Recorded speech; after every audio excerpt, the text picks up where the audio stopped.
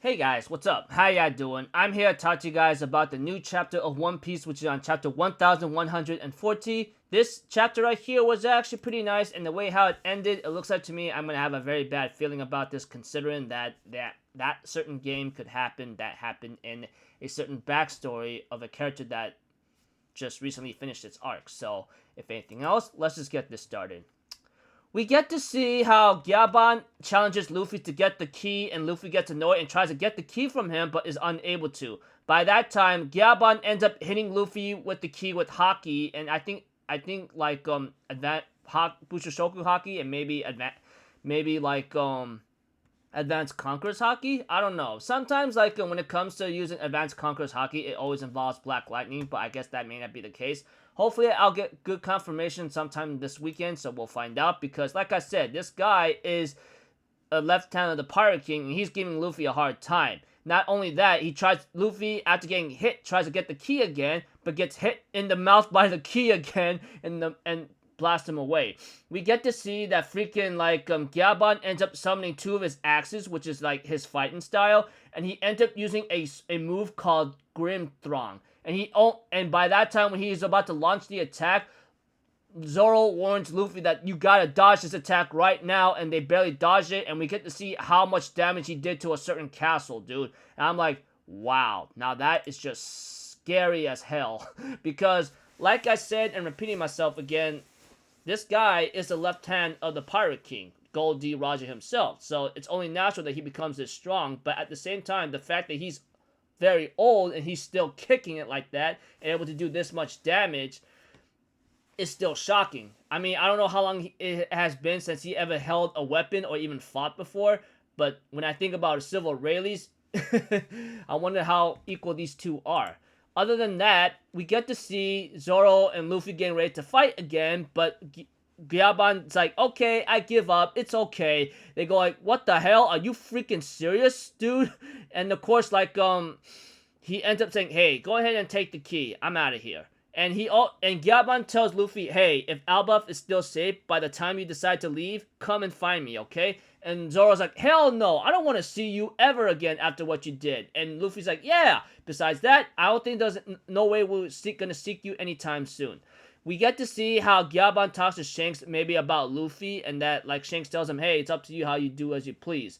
And we get to see some giant children talking about seeing a bird, but unfortunately for them, what they don't know is that is no bird at all. It is Gunko and that other freaking Fingerling guy, Shanks' twin brother. They end up summoning two members of the God's Knights. We get to see that one of them is God's Knight House Shepherd Saint Summers, and the God's Knight House Limosov Saint Quin Lingam or something like that.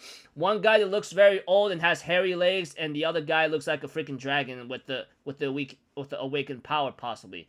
Whatever the case may be, they got summoned up and wonder where the hell they're at. They're in Elbaf and say, hey, why'd you bring us here? And they go like, well, we only brought only one. We only want to bring one person. Why do we have to bring two? Because one of them shows up and says, hey, you're meant to go home, Captain. That's an order from the above.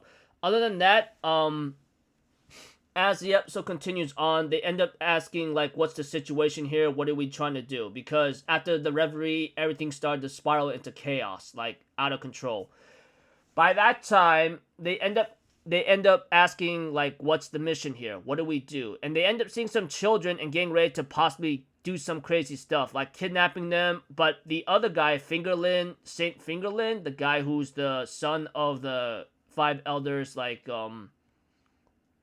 the five elders, he ends up saying, we can make a game out of this, so let's get ready with our combined powers. So, looks like to me, this guy is having a sick idea, or should I say Shanks' twin brother is having a sick idea, and I got a feeling what that game is going to be.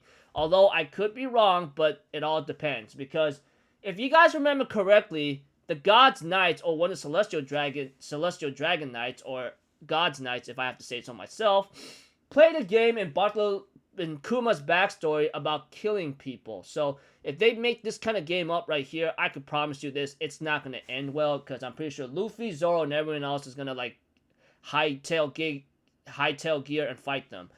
However, I don't think that will be easy that will be easy for them, all things considered. Now, when it comes to the other revelation of the God's Knights, I will say that I could tell a lot of people are very disappointed. I mean, when it comes to, like, Shanks' twin brother, that's a little annoying, I guess, depending on how you look at it. And Gunko, I thought that was kind of nice and original. But as for these other two revelations, such as Saint Summers and Saint Quillingham, they seem to look like a joke. But if they are in the God's Knights ranks, I'm pretty sure they're not a freaking people that you should be underestimating. Which I really hope Oda does not really play around with these characters. But knowing him, knowing that we're getting into such as darker regions of the One Piece story or lore, I'm pretty sure he's not going to be joking around how deadly these guys are either. So I look forward to see how that turns out, but I'm pretty sure a confrontation is inevitable. As for Scuba Gyaban, if he ever faces one of them and takes them down, I wouldn't be too surprised, but considering that his old age, like I said and repeating myself, he may not even last long. I mean, aging sucks, depending on if you've been fighting your whole entire life. I mean, Garp is old, but he knows he still can fight. As for Silvers Rayleigh, we don't know how long he hasn't been fighting for, but he's not going to be as, like, strong as he was back when he was in his prime. Because if that was the case, then he would be like Garp, but you get the idea.